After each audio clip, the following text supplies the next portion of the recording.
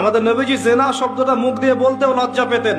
একজন সাহাবী এসেছেন, এসে বলেছেন যে আমি অন্যায় করেছি ইয়া রাসূলুল্লাহ, আমি অন্যায় করেছি ইয়া রাসূলুল্লাহ, আমাকে পবিত্র করুন, দুনিয়াতে আমাকে শাস্তি দিয়ে দিন, পরকালে আমাকে কোনো শাস্তি দিয়েন না।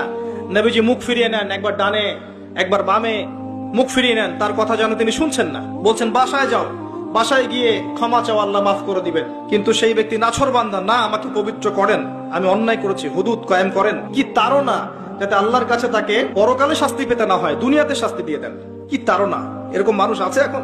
তখন নবীজি বলছেন, এই কথাটা শোনেন, নবী সাল্লাল্লাহু আলাইহি ওয়াসাল্লাম বলছেন, তুমি কি করেছো, তুমি কি এমন কাজ করেছো, লিসেন, তুমি কি এমন কাজ করেছো, সুরমা দানি থেকে সুরমা বের করার সময় আমরা যেভাবে বের করি, তুমি কি এমন কিছু করেছো?